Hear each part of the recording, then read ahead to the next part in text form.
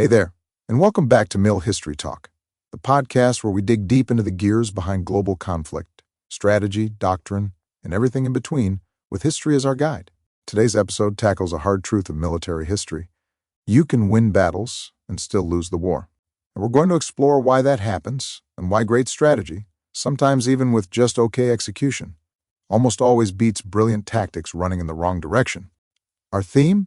The primacy of strategy in warfare. Let's break it down.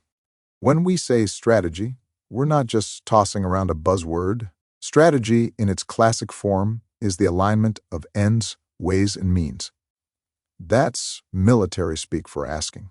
What are we trying to achieve? Ends. How are we going to do it? Ways. And do we have the stuff, resources, people, time to pull it off? Means. It's like planning a road trip. Your destination is the end. The route is the way. And the gas, car, and snacks, those are your means. Now, underneath strategy, we've got two more levels: operations and tactics. Tactics are the battles, the shootouts, the ambushes, the troop maneuvers. Operations are the campaigns, how battles link up to serve a larger goal. And strategy? That's the why behind it all. And here's the kicker. A brilliant tactic in service of a bad strategy is just a well-executed mistake. Modern warfare isn't just bombs and bullets. Strategy has to work in harmony with diplomacy, economics, and information. Take diplomacy. Wars are political. That's straight from Clausewitz. War is a continuation of politics by other means. In World War I, the Allies figured this out and eventually unified under General Foch. In World War II, Roosevelt, Churchill, and Stalin aligned their goals despite hating each other's ideologies. Allies greatly increased military strength, but to do that, diplomats have to lay the foundation of an agreed-upon strategy.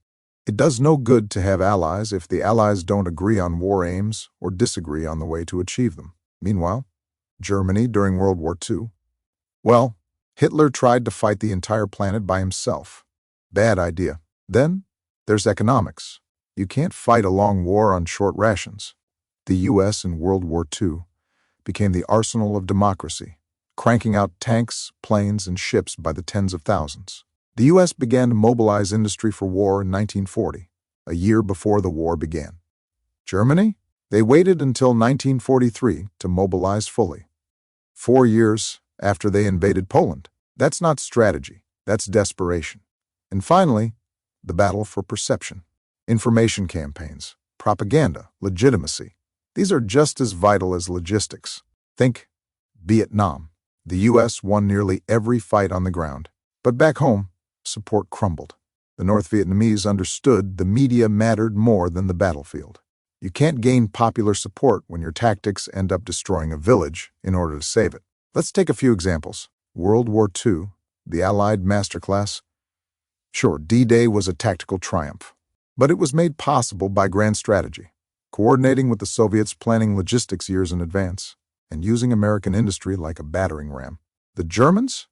Tactical geniuses, but no endgame. As one historian put it, they were prepared for war, not for victory.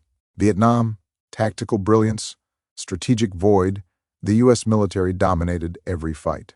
But no one back home could articulate what winning looked like. The strategy focused on body counts, and not the relationship of the South Vietnamese to their government.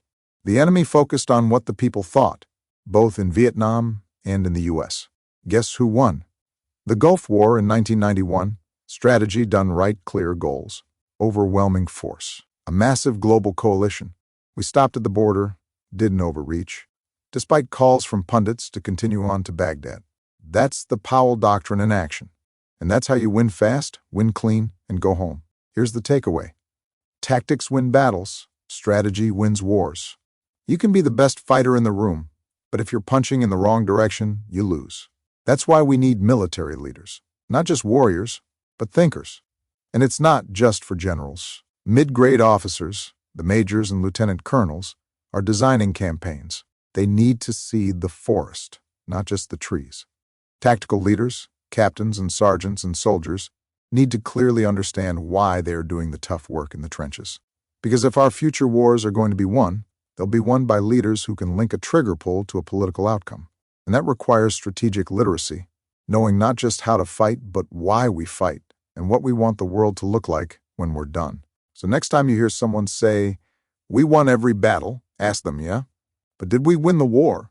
It's gaining more yards than your opponent in a football game and still losing. The yards you gain have to lead to points that count, or they are meaningless. Because in the end, strategy isn't optional. It's the difference between noise and victory. Thanks for tuning in to Mill History Talk. If you enjoyed the episode, drop us a review, share it with your fellow thinkers, and tune in next week.